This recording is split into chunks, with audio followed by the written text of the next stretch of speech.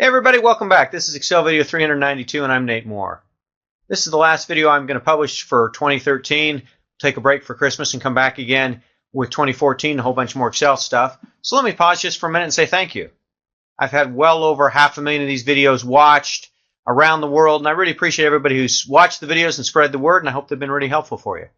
As I say at the end of most of the videos, thanks for watching. But I'm not done yet. I want to show you a different kind of trick with advanced table filtering today.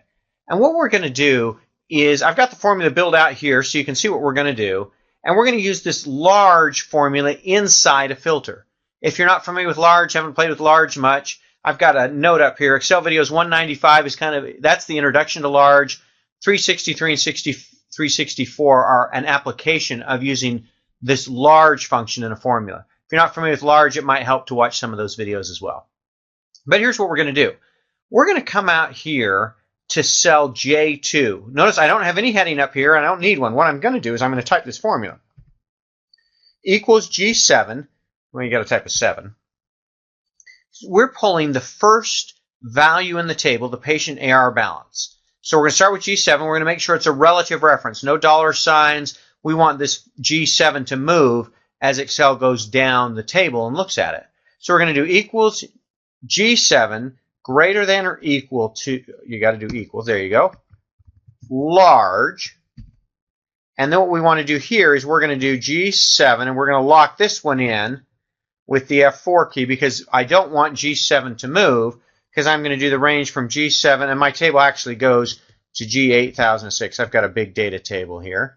I'm going to use F4 again, comma 5, and a right parenthesis. So what I'm doing, what this large G7 to G8006, 5 does, is it says from the range G7 to G8006, give me the 5 largest values in an array. That's what I'm trying to do, is get an array back with the 5 largest values. And then what I want to filter for is give me the cells in G7 and then all the way down column G, give me the 5 largest. So I'm taking G7 greater than or equal to the 5 largest values in my entire table.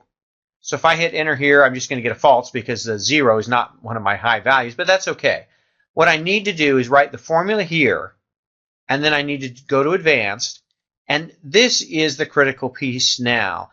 My list range hasn't changed, but my criteria range has. My criteria now goes out to J2, not to I2, but to J2. If I do that and click OK, now it's got to think for a second, because what it's going to do is it's going to go down 8,000 rows, and it's going to say, all right, I want to find what are the 5 biggest values. And once I know those 5 biggest values, then I want to tell me, return the rows, return the appointments where the patient AR balance is greater than or equal to the 5 largest values. And sure enough, my 5 largest values in this table are these 5 values. And it's very easy. All I've got to do is come back here and make this, let's say 15 instead of 5. If I hit enter here, come back to advanced and run it again, give it a second to think, what it's going to do is the same logic, only this time it's going to pick the 15 largest values in the table. And once it knows the 15, it's going to go find the rows that are bigger than those 15. And let's see what it comes back with. I'll give you just a second. If you count this, you'll note I got 16 instead of 15.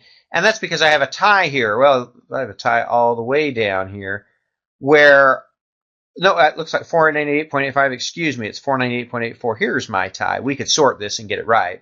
But here's my tie. And rather than have Excel try to figure out how to break the tie, it's going to give me everything that is larger than, remember my formula here is 15, not 5 that I'm showing. Let me put this back up here.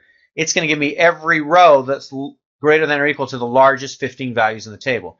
Because I have a tie, it happened to give me 16 rows, but it gave me every row where the patient AR balance is greater than or equal to the largest values in the table. Isn't that clever? You can put an Excel formula here outside the typical criteria range, no heading up here, manage your advanced criteria range to include now J2, and you can do all kinds of things with Excel functions here that you could never do with the traditional filters. Clever stuff, and we're going to keep going on it in Excel videos in 2014.